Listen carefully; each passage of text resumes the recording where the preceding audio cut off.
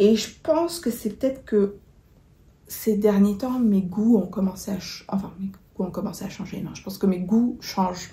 Ils évoluent tout le temps.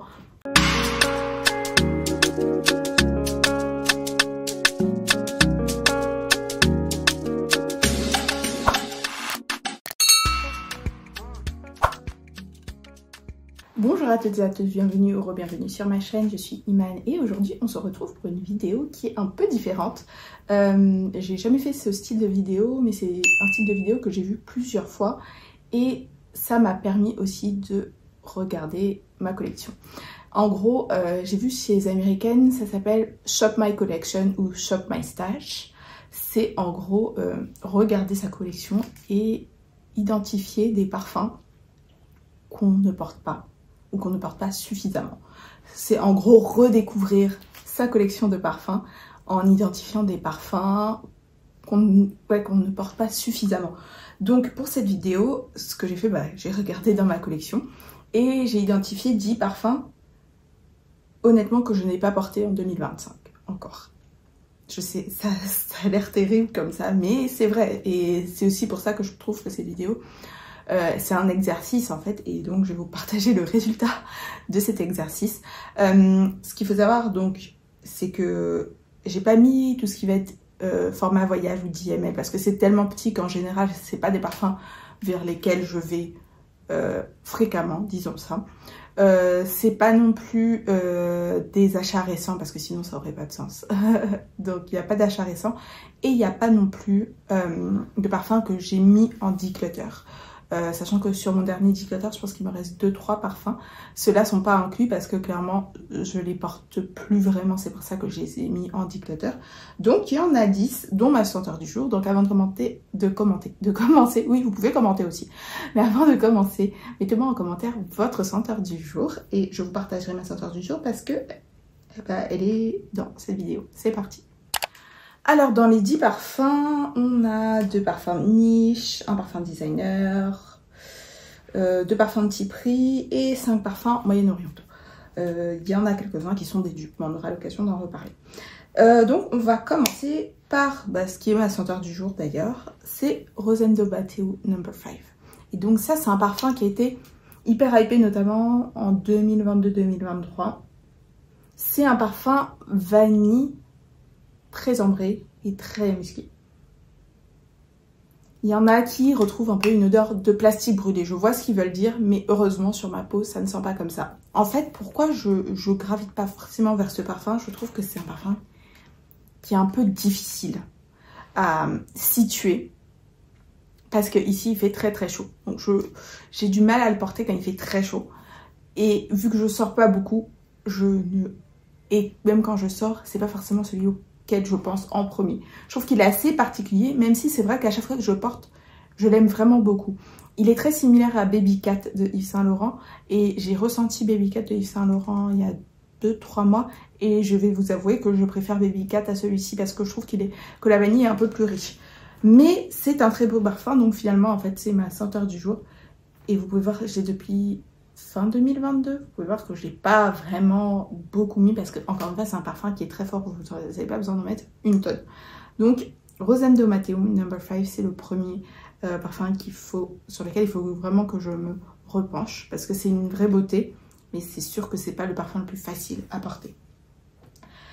Et je pense qu'à la fin de la vidéo, j'en reparlerai, mais je pense qu'il y a un petit thème, entre guillemets, sur beaucoup de ces parfums. Le suivant, c'est un parfum que j'ai acheté en 2023, il me semble. C'est Empathy de The House of Wood. C'est mon deuxième de The House of Wood. Le premier que j'ai acheté, c'est Keep Glaze, donc celui à la mangue. Et Empathy, c'est un parfum rose, tabac. Il y a une note de framboise aussi. Il y a du oud. Pour moi, il ressemble vraiment, vraiment beaucoup à Oud Bouquet de Lancôme, mais avec du tabac. Ou à Tobacco Rose de BDK. Et c'est à cause de ça justement que j'ai fait sortir de ma collection Oud Bouquet parce que je me suis dit j'ai Oud Bouquet, j'ai ça, c'est peut-être un peu trop proche pour avoir les deux, donc j'ai fait sortir Oud Bouquet parce que j'aime vraiment beaucoup ce flacon, je trouve que c'est une vraie œuvre d'art. Mais je dois vous avouer que je me souviens même pas la dernière fois que je l'ai porté. Je pense que ça fait plus de 6 mois parce que même sur fin 2024, je me souviens pas l'avoir porté. Et la raison pour laquelle je ne l'ai pas porté depuis tout ce temps, c'est déjà qu'il est très opulent. Et deuxièmement, là où il est rangé, il n'est pas en fait devant mes yeux suffisamment pour que je pense à le porter. Donc grâce à cette vidéo, encore une fois, j'ai pu y repenser et je pense que j'aurai normalement un iftar demain. Je le porterai. Le suivant, c'est un parfum designer et je l'ai acheté en... Oula, il y a un petit truc. J'ai acheté en 2023 aussi. C'est un parfum que j'ai beaucoup aimé quand je l'ai acheté. Il était même plusieurs fois dans des suggestions de parfums designer que j'ai fait. C'est I Want You Forever de Jimmy Choo. C'est un parfum rose, amande, cerise. En fond, il y a du vétiver. Donc, c'est hyper plaisant, c'est hyper féminin, mais sans être hyper sucré. C'est un beau parfum signature, je pense. Bon, c'est pas ma ceinture du jeu, mais j'ai envie de... C'est un parfum qui fait vraiment un beau parfum signature. J'ai d'ailleurs, ma meilleure amie, elle l'a acheté récemment et elle l'aime beaucoup. Je crois qu'elle a d'ailleurs acheté son deuxième flacon, genre en backup, tellement elle aime. Et c'est vrai que c'est un très beau parfum, mais je sais pas pourquoi je ne vais pas vraiment vers celui-ci. Et j'avais aussi le Good Girl légère qui était... D'ailleurs, les deux étaient rangés côte à côte. Et j'ai fait sortir aussi dans la collection. Ils sont pas similaires. Le Good Girl légère est plus proche du Good Girl qui est plus proche de l'original. Le I Want You normal, pas celui-ci. Mais c'est un très beau parfum. Je sais pas pourquoi je le porte pas plus. Est-ce que je le prendrai pas? Je pars en voyage la semaine prochaine. Est-ce que je le prendrai pas avec moi? Peut-être. Parce que c'est un 100 ml. Bon, après, je l'ai utilisé, hein. Mais je pense que je pourrais en faire meilleure utilisation que ce que je fais. En fait, c'est comme si à chaque fois que je le sens, je le redécouvre et je recommence à l'apprécier. En fait, là oui, le fait de ne pas l'utiliser fait que j'oublie à quel point j'aime bien. Le suivant, c'est un parfum que j'ai cherché longtemps avant de mettre la main dessus. C'est Anab de Ahmed Al-Maghribi. Et c'est une marque, je crois qu'ils sont basés à Dubaï aussi, mais qui fait des très très beaux parfums, hyper qualitatifs, très riches, avec des performances incroyables. Mais c'est vrai qu'elle n'est pas très facile à trouver. Elle n'est pas hyper connue non plus. Donc le Anab, c'est un parfum musqué, hyper féminin, une ouverture très sucrée, fruitée. Quand j'ai senti, il me semble que c'est Cassiopeia de Tiziana Terenzi, c'est à ça que ça m'a fait penser. Juste parce que j'avais ça avant de sentir Cassiopeia. Il m'a fait penser beaucoup Cassiopeia à celui-ci. Donc si jamais vous aimez Cassiopeia, vous cherchez un parfum qui est un peu dans la même famille, vous aurez celui-ci. Je pense que la raison pour laquelle je ne porte pas beaucoup celui-ci, c'est vrai que c'est un parfum qui est beast mode et qui est quand même très sucré. Et je sais pas. Mais même, franchement, je sais pas si c'est pas le fait même que il soit hyper opulent. Même si c'est pas un opulent, parce qu'il n'y a pas de oud, il n'y a pas de notes hyper boisées. C'est vraiment le côté musqué, fruité, très sucré, qui parfois peut être too much. Et pour moi, dire ça, c'est assez incroyable. Donc, honnêtement, je me souviens même pas la dernière fois que je l'ai porté. Je pense que c'était en 2024. C'est sûr que j'ai pas porté cette année. Donc, écoutez, il va falloir que je me repenche dessus. Parce que c'est vraiment un très très beau parfum. Le suivant, c'est un parfum qui m'a obsédée pendant longtemps. Et quand je l'ai reçu, je le mettais facilement 1 à 2 fois par semaine. C'est le Jasmine Wisp de Rassasi. Donc c'est un peu encore la même ambiance. C'est parce que celui-ci il ressemble plus à Kirkier et à Herba Pura. Donc un ambré fruité très très riche. C'est vraiment ça. Un bol de fruits avec toutes ces notes. Il y a presque quelque chose qui fait comme un oud, je trouve. En tout cas, il y a quelque chose d'ambré, de résineux, d'un peu baumé. Et c'est un très très beau parfum, hein, mais je sais pas pourquoi, je pense pas. Ces derniers temps, j'ai pas pensé à le mettre. Et je vais vous dire, j'en suis à là. J'ai acheté en 2022, en juin 2022, donc j'en suis à peu près à la moitié. C'est pour vous dire que je l'ai porté plusieurs fois, notamment quand j'ai été en vacances, j'ai plusieurs fois amené avec moi. Mais je sais pas, ces derniers temps, il n'a pas fait partie de ma sélection. Le suivant, c'est encore une fois un peu encore cette famille-là. C'est le Ajwad Pink to Pink de la Tafa. Et celui-ci, c'est un dupe de Oud Maracuja, apparemment, parce que j'ai pas senti Oud Maracuja. C'est un parfum fruité, il y a de la goyave, je crois qu'il y a du fruit de la passion peut-être, mais je crois que c'est surtout de la goyave, même s'il y a quelque chose qui ressemble à du fruit de la passion, même si c'est pas dans les notes. Et il y a du cuir et du oud. Donc, vous voyez, c'est un parfum qui est très très riche, très opulent, très chargé. Ça, en fait, il faut vraiment l'occasion pour le porter. C'est pas un parfum que vous allez porter tous les jours. En tout cas, moi, c'est pas un parfum que je peux porter tous les jours. Ça, c'est un special occasion. Et encore une fois, j'ai pas des special occasions tous les jours. Et même quand j'en ai, c'est pas forcément vers celui-là que je vais le plus facilement. Parce que franchement, celui-là, même pour moi, il est quand même très très fort. Il faut vraiment doser. C'est pas un parfum que vous allez pouvoir mettre tous les jours. Donc, bah, je vais essayer de voir dans les occasions que je vais avoir ces prochaines semaines de le porter. Le suivant, c'est un parfum que j'ai beaucoup porté l'année dernière quand je l'ai reçu parce que j'étais au Nigeria pendant genre 3 semaines et que du coup j'avais pas toute ma collection de parfums, donc j'ai beaucoup mis. C'est un parfum que j'aime beaucoup. C'est pas il est pas hyper opulent, mais je sais pas, je pense que c'est là où il est rangé. C'est Hibiscus Magic de Fragrance World, qui est un dupe apparemment d'Hibiscus Mahajad. Et franchement, contrairement par exemple aux 2 ou 3 autres, c'est pas un parfum qui est hyper opulent. Il a une très bonne tenue, hein. Très bon sillage, très bonne projection, très bonne longévité. Mais il n'est pas aussi riche que les autres. Donc en fait, je pourrais le porter très facilement. Je pense que je vais du coup le prendre d'ailleurs pour quand je vais voyager. Ouais, je pense que celui-là fera partie de ma collection. Parce que pour mon voyage, bah, juste 5 minutes, je pars quelques jours. Je pars genre 5 jours et je voulais prendre 4 parfums. Je voulais prendre un parfum rose, un parfum fleur blanche, un parfum vanille et un parfum frais. Je pense que pour le parfum rose, ce sera ça. Même si tout à l'heure j'ai dit peut-être que ce serait I Want You Forever. Dites-moi en commentaire, d'après vous, lequel je devrais prendre pour mon parfum rose. Et j'ai vraiment envie de prendre celui-ci. Je pense que celui-là rentrera. Et c'est un 80 ml. Celui-là, c'est un 100 ml, donc il passera plus facilement en bagage à main aussi. Même si 100 ml, ça passe en bagage à main, normalement. Le suivant, pareil, j'ai acheté à peu près en même temps, même, je pense que que Hibiscus Magic. Mais je crois que je ne l'ai pas mis depuis que je suis rentrée du Nigeria. C'est Cacao. Pourtant, je l'aime beaucoup, hein. Mais ça, c'est pas un... C'est un parfum qui...